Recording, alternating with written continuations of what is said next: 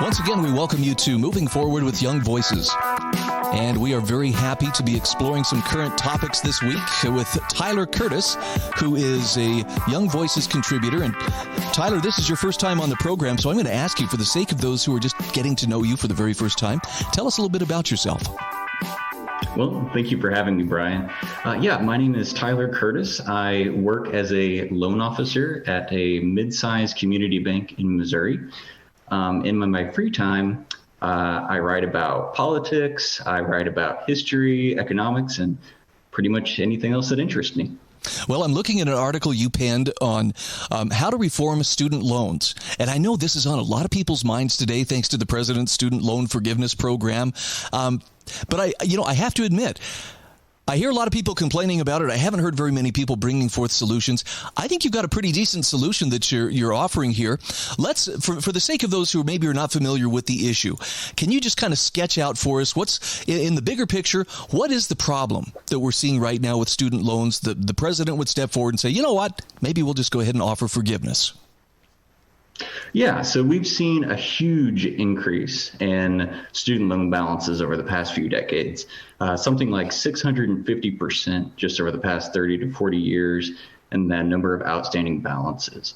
So clearly it's something that's far outpaced what we might normally expect costs to increase by.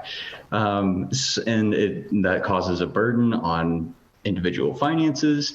And the president, I think rightly so, has empathy for those people. He sees some families struggling to make those payments. It's money that they could be spending on buying nicer homes or cars or other normal family expenses, and he wants to help them out. But what he decided to do was, instead of trying to reform the loan program in the future to make sure that families aren't burdened with this type of debt, is just to forgive the debt outright. So he forgave via executive order, he forgave up to $10,000 of student debt for every individual making $125,000 or less, and then up to $20,000 of student loan debt if you were eligible for Pell Grants when you were in college. So it's a really blanket policy.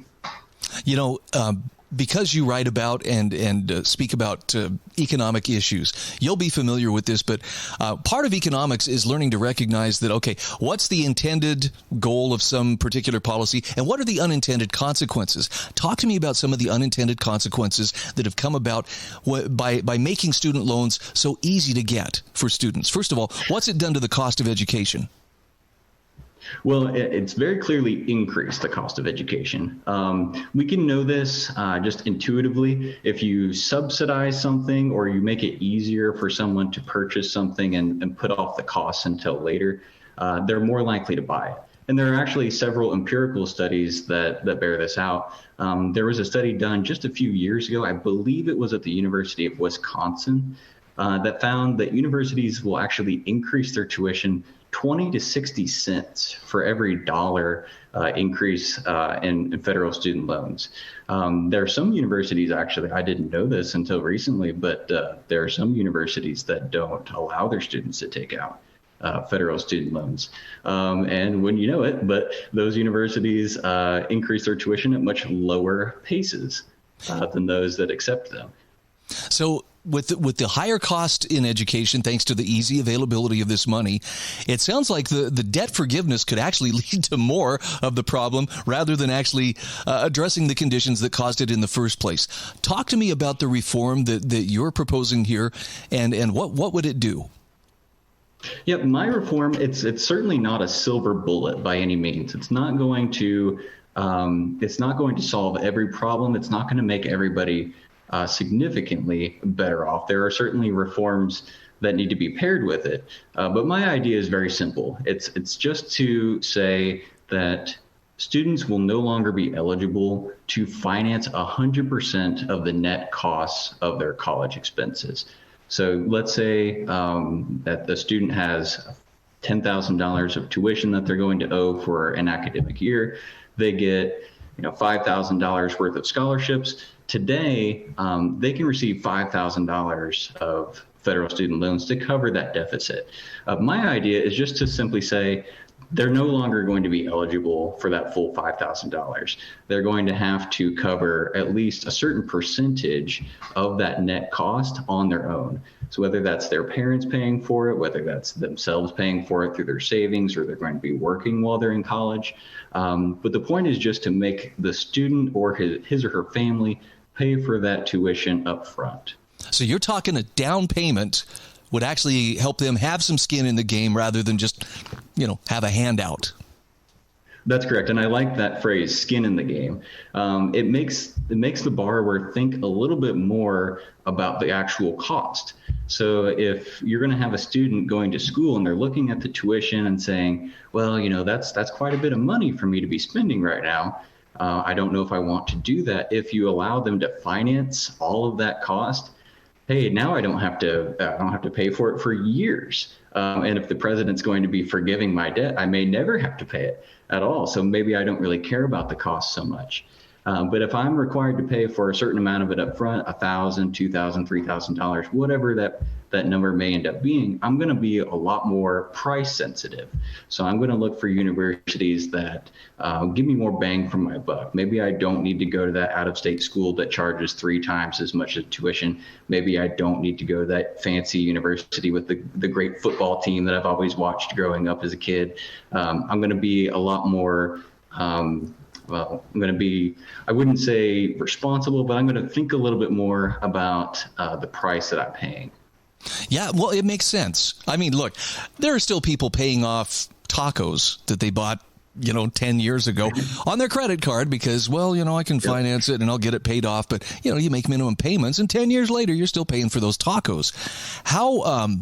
Talk to me about how this helps the borrower too. How does this benefit the borrower by requiring the down payment? Yeah, so if they have a down payment, they're obviously going to be financing less of the cost of going to school. That means that they're going to pay less interest on that principal balance that they have. It may also incentivize them, like we talked about earlier, incentivize them to think more about the price. So if they're more price sensitive, they may choose schools that are a little bit less expensive. So that too will ensure that their student loan balances once they graduate will be lower than they would be otherwise. Tyler, you point out that this is sure to raise an objection. In fact, you address this objection in your article. Someone's going to step up and say, now, wait a minute.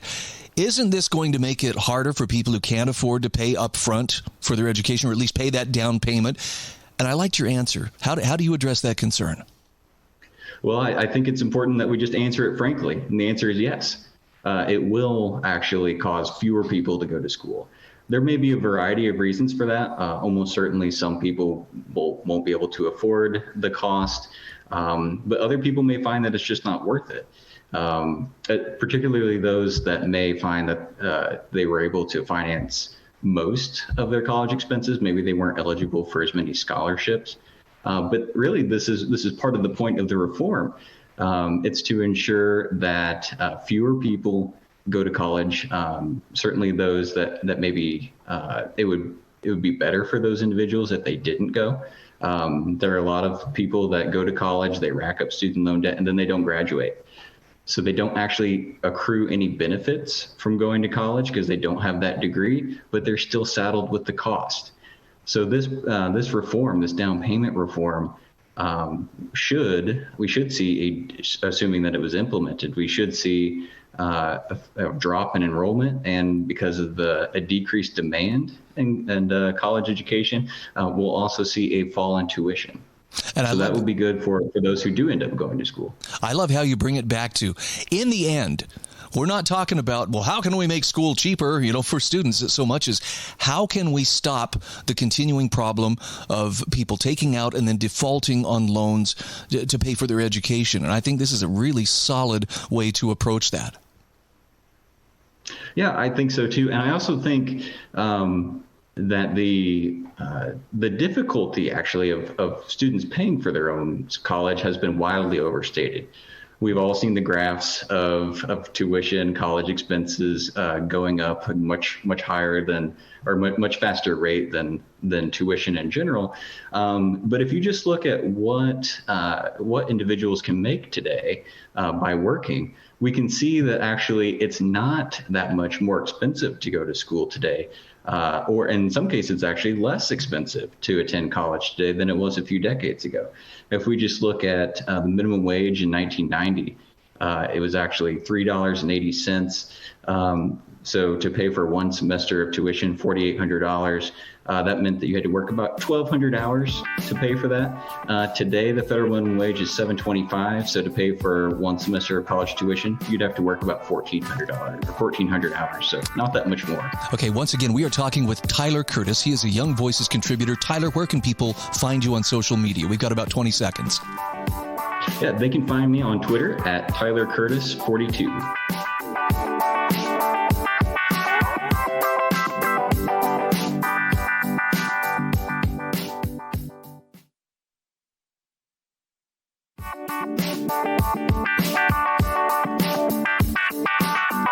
Welcome back to Moving Forward with Young Voices. We are happy to welcome Torben Halbe back to the program. He is checking in from Berlin, Germany today. And Torben, great to have you on the show once again.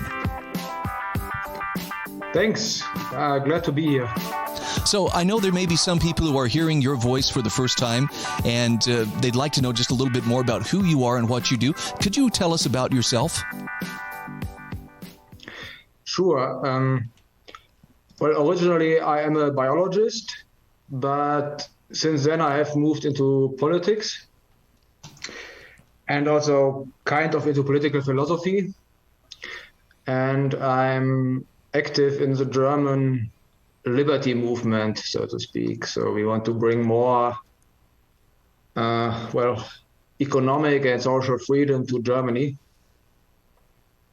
Well, I think having you there, and especially with your efforts to promote liberty, and I understand you also you write nonfiction. Yes, I wrote two nonfiction books. The first one is about environmentalism, actually kind of criticizing the more fanatical forms of environmentalism when it comes to forestry. I argue in favor of managed forests instead of some sort of wilderness. Mm-hmm. And the second one is actually about political philosophy in the sense of free will, where I argue that you don't necessarily need free will in order to be individual and free. But yeah, it's quite a complex topic, probably for another day. I want to talk about this wonderful article that you've written for AmericanThinker.com, Effective Opposition to Critical Race Theory. Now, I live in the American West. I live in Idaho, and I know that there is a lot of concern on the part of parents with children in public schools that CRT, or critical race theory, is being taught to their children. And you have some really sound advice in your article that can help people more effectively oppose CRT, because it seems like we make some mistakes along the way. People, first of all, do they understand exactly what CRT is? And if we don't, where do we need to shore up our understanding? Well, maybe let me start on why I got interested in that topic. It's because while it began in America, it's coming to Europe. Of course, with some modifications, because in Germany we don't have a history of slavery, for example, and not even of colonialism, really, because, well, Germany had some colonies, but nothing compared to, like, the United Kingdom. And so here it's more focused on gender, of course, and on migration, on modern-day migration. But still, it's very much the same. Let's talk a little bit about the pedigree, if you will, of CRT, because it's not just one all-encompassing theory. It's actually it belongs to, as you point out in your article, a wider set of leftist theories. I don't know how many people are familiar with these unless they've actually studied them, but help us recognize, where does this mindset come from? Sure. It's part of what has been called critical social justice by mainly James Lindsay and other people like Charles Pincourt and who are working with him. And these are kind of, well, classical liberals, maybe even a bit leftist, who focus on this topic from the outside, because the proponents of critical social justice, they keep it obscure. They make it very hard for outsiders to even get into it, which is why we need people like Lindsay to work it out for us, because we don't have the time to, read decades of obscure humanities papers and social science papers. And this is why I'm strongly relying on his work to tackle this subject. And, well, it's easy to see that it's not just about race. It's also about gender, of course. And as I said, it can even be applied to Germany, where we don't even have that many racial differences, maybe except for migrants, which come right now, but we don't have slavery and anything like that. And we never had that. But it still can be applied. And this is what I want to warn you of. It's not just about CRT. It's a more complex thing. Yeah, in your article, you point out something that I really hadn't thought about before, and that is the people who are lining up right now, and they're parents, concerned parents, and sometimes legislators here in America, in the state legislatures, the lawmakers who are lining up to explicitly ban the teaching of critical race theory.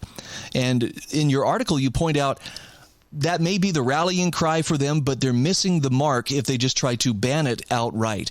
Could you explain why they may actually overshoot what they intend to do if they just pass a law that says, okay, we can't teach this anymore? Yeah, well, first of all, it isn't explicitly taught. The actual theory of critical race theory is highly academic. It's completely impossible to teach that to high school students. It's some weird, complex way of twisting the English language, which will totally go over the head. And you basically need to study it for decades if you really want to get into it, or you need people like James Lindsay who kind of give you a summary.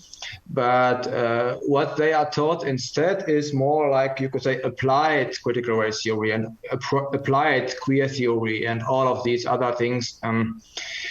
They are applied to all sorts of subjects. You can apply them to history. For example, when you teach high school students that, America was founded on racism and slavery and had nothing else going for it, then you are applying these theories to history. Same, you could apply them to biology. You could, for example, argue that, well, there are more than two genders or something like that, even though biology obviously only knows two sexes. And you can apply it to geography by turning all of geography into some lessons on colonialism, and this is why it's so difficult to stop it. Yeah, you point out, and I had never heard this phrase before, but it now makes sense. They use crossover words. So there's a place to go if someone starts, coming at critical race theory. Well, we don't want this in our schools. Well, but this is about diversity, or this is about liberation. And suddenly the person who wants to ban CRT is, well, I don't want to ban liberation. I wouldn't want to ban diversity. And now they're the ones on the defensive. Exactly. There's this good manual, Counter Warcraft, by Pincourt and Lindsay, which really highlights all the strategies. It's not so much about the theories, it's about the strategies of the woke. And the whole critical social justice, it was developed in Western universities, and it is specifically designed to sound good to educated Westerners. It sounds like liberal values. It sounds very, nice and tolerant and everything. But then in the end, what diversity means to us is very different to what it means in critical social justice. In critical social justice, it means, well, people have different skin colors, different genders, and different everything, but no different opinions, because they all have to have the woke opinion. If they don't have the woke opinion, their opinion will be disregarded as, well, having been influenced by evil white people, for example, Right. So this is not diversity. It's a trick, because they will speak of diversity, and to us and to other people who might listen to the discussion, who might listen to the debate, they might think it is about difference in opinion and stuff like that, but it's about the opposite, in fact. Torben, I am so sorry. We are out of time, but I appreciate your efforts on this. We'll have a link to your article in the show notes. Where can people find you on social media? Sure. Well, you can find me on Twitter, actually by just entering my name. It's I think I'm the only Torben Halbe in the world so far, so...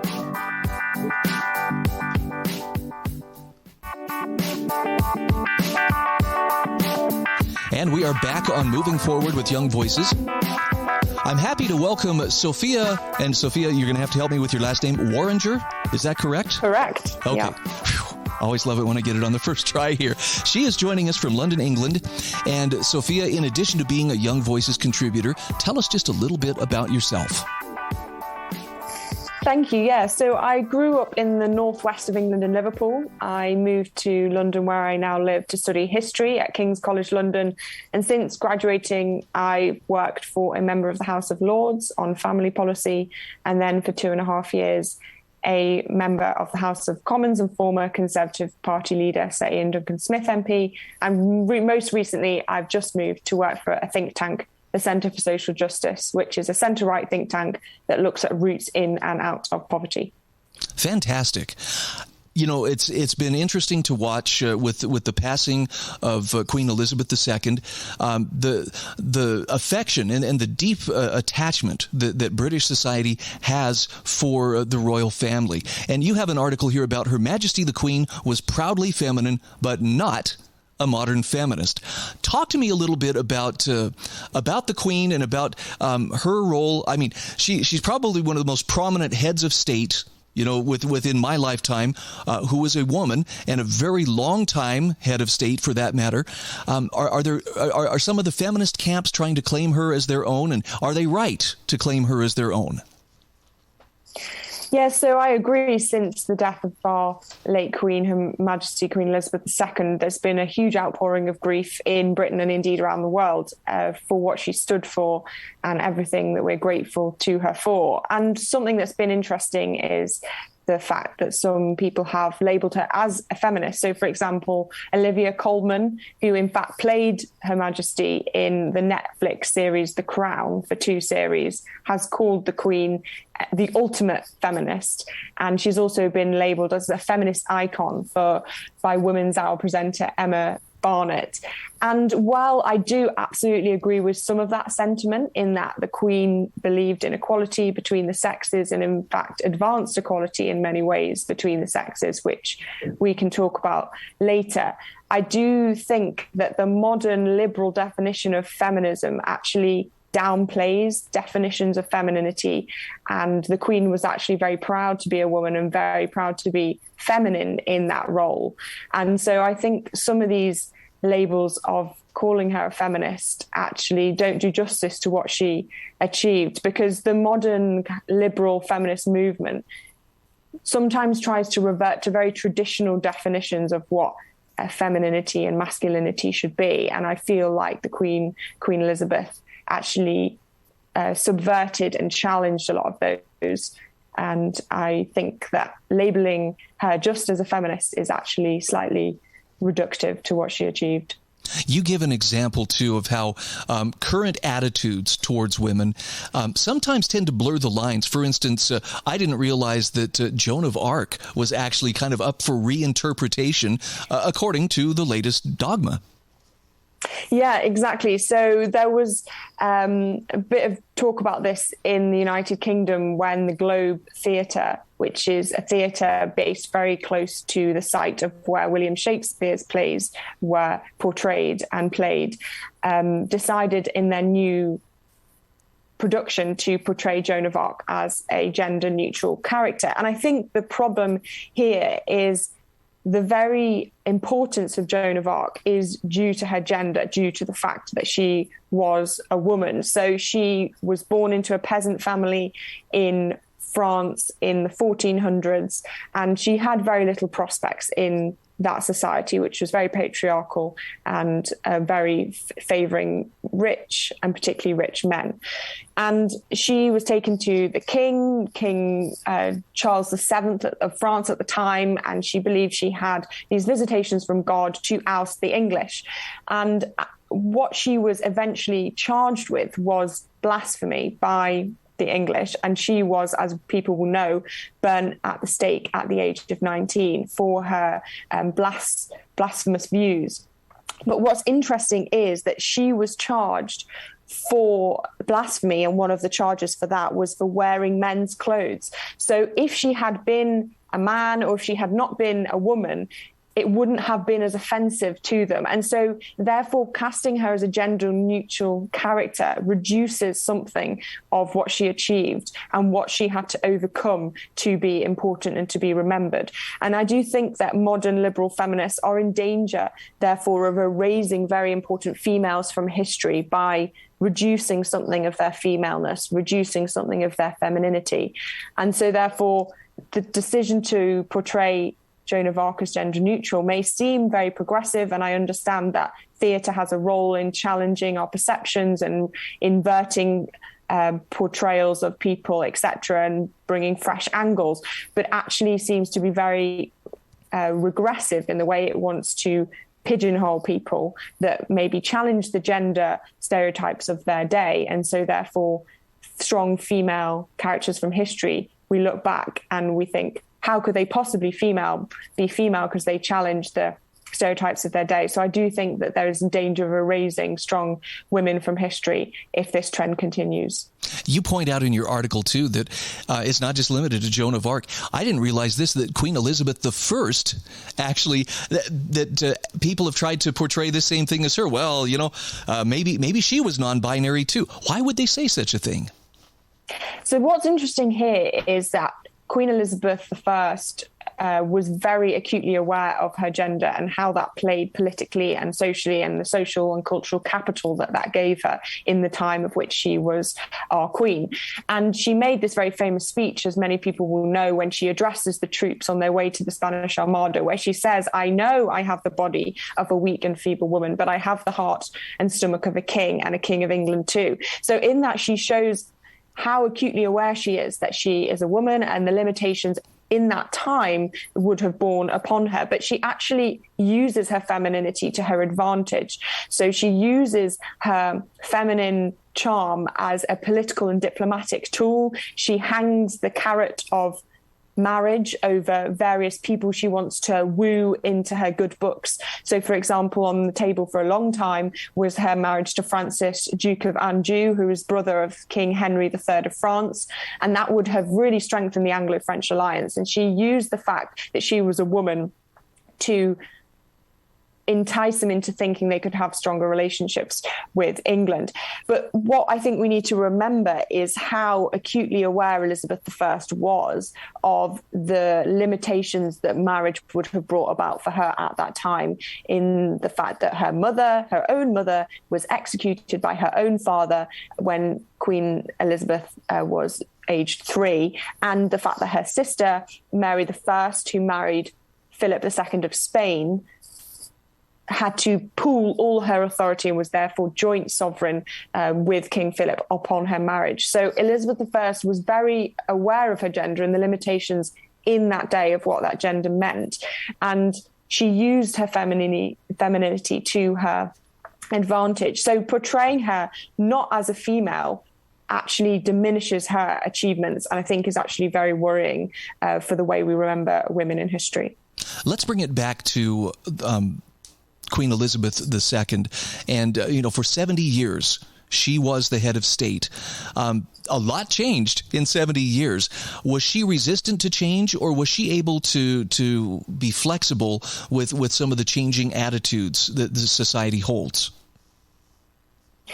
I mean, in some ways, I feel she was a product of her time. She was very rarely seen in trousers, for example, but in other ways, very radically reforming. So quietly in 2013, she updated the Succession of the Crown Act to ensure that any children of the Duke and Duchess of Cambridge, who are now the Prince and Princess of Wales, would be in the line of succession regardless of whether they were born a boy or a girl. And so that is actually incredibly important when you think of the hundreds of years of male preference primogeniture which predated the monarchy. The fact that she quietly brought in this rule that women would be equally succeeding to the throne shows, I think, her reforming credentials, and the fact she passed her own surname onto her children rather than her husband's surname, and the way she was just comfortable in military uniform on horseback.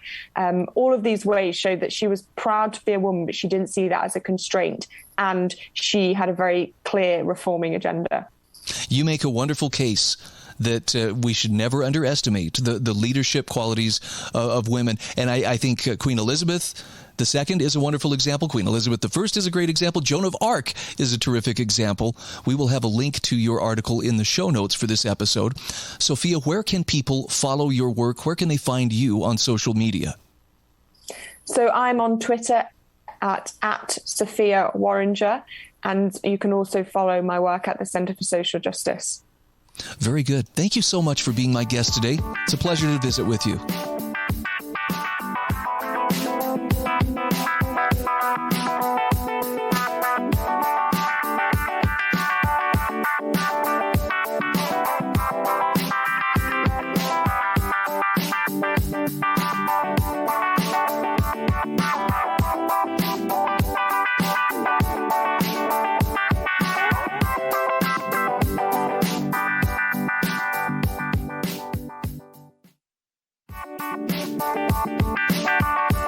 Welcome back. This is our fourth and final segment of Moving Forward with Young Voices today. I'm very happy to welcome Quinn Townsend to the program. Quinn is a Young Voices contributor, and Quinn, I'm going to ask you to tell us just a little bit about some of the other hats that you wear. Sure. Well, thanks for having me on today.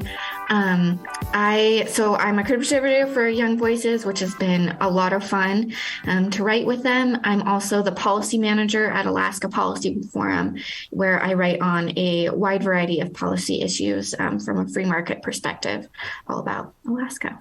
All right. And I'm glad you and I are going to be talking about energy, which I'm not feeling it so much except at the gas pump. But, to say that there's a bit of an energy crisis in the world is kind of like saying, yes, it can get cold in the Arctic in the winter. But it's an understatement.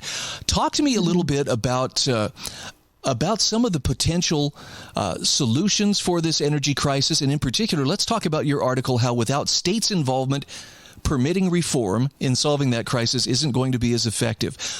First of all, how do we kind of encapsulate the energy crisis? Can you give us the thumbnail sketch of where we stand? Sure. Energy is becoming expensive and harder to access. I think Americans are not feeling it quite. The majority of Americans are not feeling it quite as much as, those in Europe right now, but it's difficult currently to get the energy that we need to keep our homes warm or cool. If you live somewhere that is very hot, we need energy to run all of our devices and our refrigerators and our cars. And we need energy to be accessible and affordable for families so that we can get to work and take care of our families.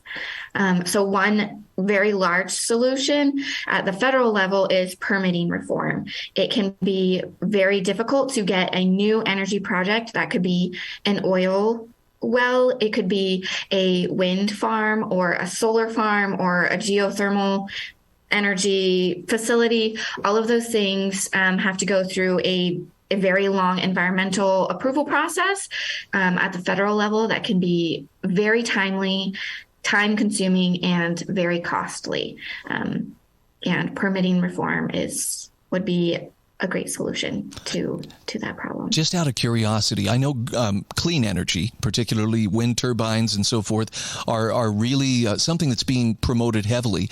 Is the permitting process any easier for clean energy, or is it pretty cumbersome for them as well?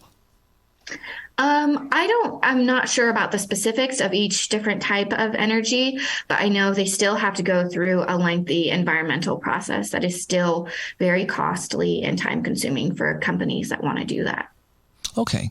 So let's talk about some of the things that are being done at the federal level to try to address this. It seems like, as you mentioned, the words costly and time consuming have come up a couple of times, and it seems like anything that has to make its way through that federal apparatus is going to be timely and cost consuming. What are some of the ways that we could better reform this process or smooth it out or even streamline it?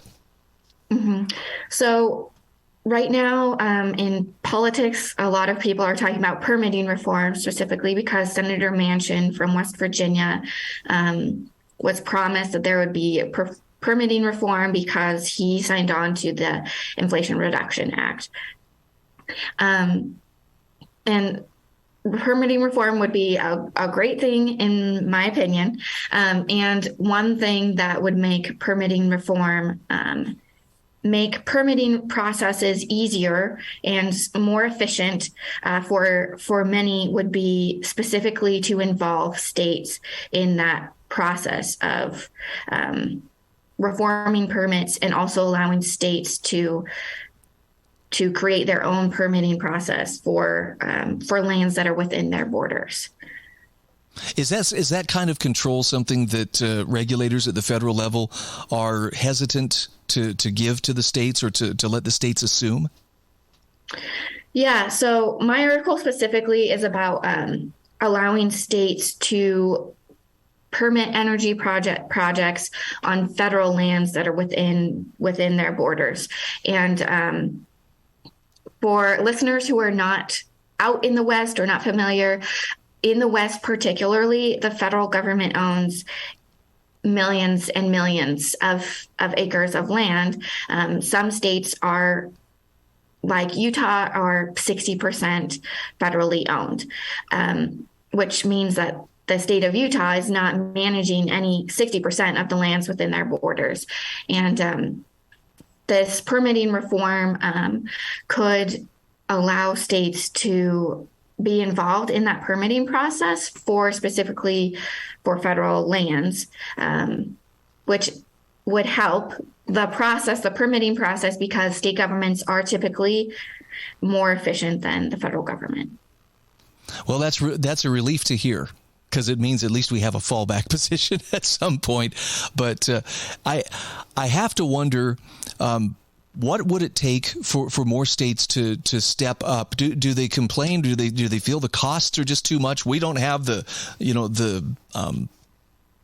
governmental structure or the funding to do this kind of thing. Is this why, by default, especially in these Western states, it seems to fall to the federal government to assume that, or is the federal government just going to say, "Look, we're in charge. No matter what, you're going to do what we tell you can do"?